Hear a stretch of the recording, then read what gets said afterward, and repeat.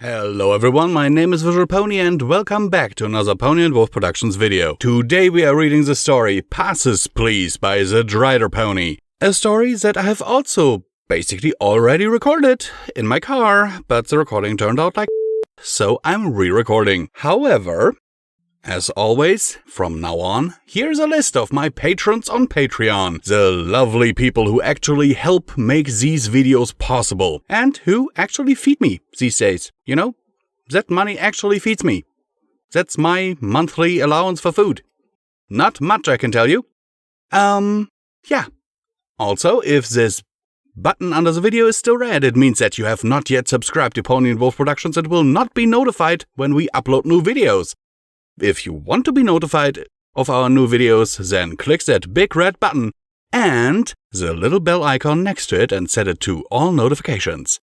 And now let's get into the meat of this story. No admittance without identification. Can you believe it? Twilight gushed as she practically floated down the corridor in a cloud of bliss. My own wing in the Royal Canterlot Library! I'd say it's overdue, Spike added. Between everything you've done as a princess and all the new spells you've created, naming a library wing after you seems like the least they could do. You may have a point. She picked up her pace. Still, we'd better hurry. I want to go over my speech once more before the ceremony starts. The 5 times on the train weren't enough? You can never have too much preparation. They rounded a corner and came upon the employee entrance to the library. Unusually, there was a security pony blocking it. He was an Earth Pony stallion with a tan uniform and a face that looked like it'd been carved from a boulder. Badly. No admittance, he groused as they approached with a tone that sounded like he felt he'd said that phrase far too many times already. Public entrance for the ceremony is out front. Though she was glad to see someone take their job seriously, Twilight had no time to waste.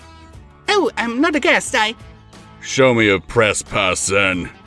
Her eyebrow twitched at the interruption. She didn't usually like to rely on her fame, but most ponies could at least recognize her on sight by now. But maybe he was tired, or perhaps her mane was unrecognizably messy. No, I don't think you understand. I'm Twilight Sparkle. She paused. No reaction. The princess? The one they're naming the wing for? In that case... Twilight sighed in relief. Then I'm going to need to see a VIP pass. Oh, she had one of those. It was right... where it wasn't. I accidentally left it at home, she admitted, her cheeks tinged with crimson embarrassment. The guard was unmoved by her plight. Then your entry is denied. No admittance without a pass.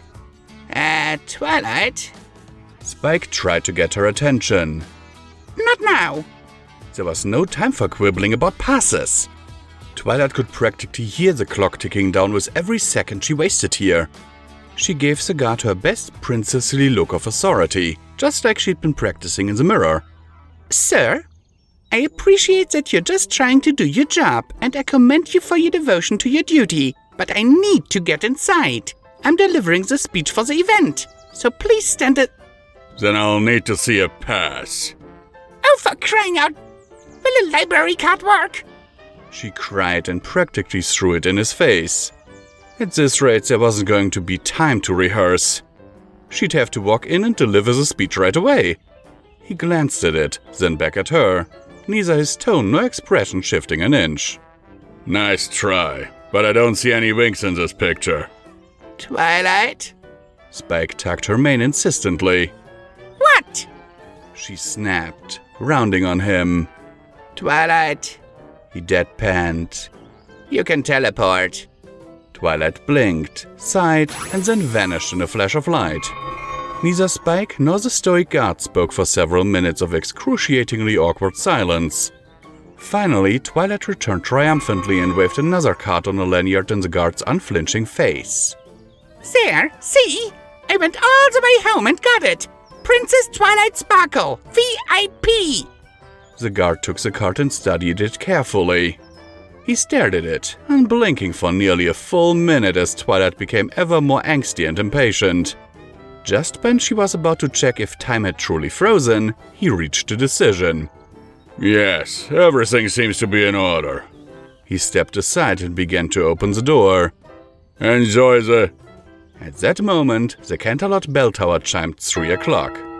In the same instant, with 3 motions perfectly synced to the chiming of the bell, the guard closed the door, latched it, and stepped back into place. No admission after the event has started. No exceptions.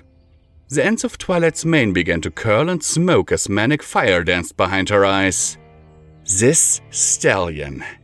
Doing his job or not, he had delayed her, ignored her, and purposefully stalled for time until the very last possible moment.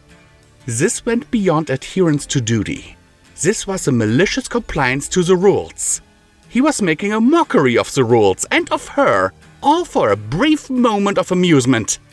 Steam began to billow from Twilight's ears as she got properly incensed. She was going to be writing such a letter to his superior officer after the ceremony was over. Actually, no. She was a princess now. In a way, she was his superior officer. Which meant she could dole out retribution directly and without consequence. Oh, it was a fine day for righteous vengeance. She opened her mouth and... Spike pulled her mane again, cutting her off pre-tirade. What? Twilight, deep breath. He gave her a hard look until she complied. When she finally did, he continued. If you'd let me finish, you can teleport inside the library. For the second time, Twilight stopped and blinked as her mind caught up. She shot the guard a devilish grin. You'll be hearing from me later, she promised, and then vanished in a flash of light, taking Spike with her. Sticking true to his guns, the guard did not react, remaining as stoic and expressionless as the rock he was probably burst from. After a moment, his body collapsed and fell to pieces like a snapped necklace. The freed components quickly reassembled themselves into a lankier and far less equine form. Well, that was amusing, Discord chuckled as he screwed his horns back on. I just hope I bought Luna enough time to switch the plaques. Especially now that Twilight's angry enough to not look too closely before reading. He giggled madly to himself. I can't wait to see Twilight's face when she sings her named wing as the library's new erotica section. Hello and welcome back to Common Thomas Visual Pony, where I remind you that you can support PonyWolf Productions through the links down in the description below as they help to keep the lights on around here. Every dollar helps is needed and very much appreciated, and as I just said, they help to keep the lights on around here. Donations are really needed, seriously guys. With the way my health is going and everything. Yeah. Anywho. Oh my word. Discord, Luna, I think you might have just taken the title of Master Troller from Trollestia. Those two have just, oh my word, just imagine Twilight delivering a speech saying that she's honored that the library's new erotica section is named after her. Oh my word. That, oh my god, I don't think she'd ever get over it. Seriously, I don't think she'd ever get over this. And she would raise a huge stink, I personally can see her pulling a Karen move here and be like, I want to see the manager! And in this case, it would be completely justified. Because why would you name the erotica section after Twilight Sparkle, the most milquetoast and romantically unskilled pony in the show? I mean, at least as far as I know. Anyhow, sincerely yours, Visual Pony, let me know what you think about this and what you would do if the Canterlot Library's new erotica section was named after you. Sincerely yours, Visual Pony. And as always, I hope that this video finds you well in body and mind. And sometimes I have a feeling I should open an ASMR channel.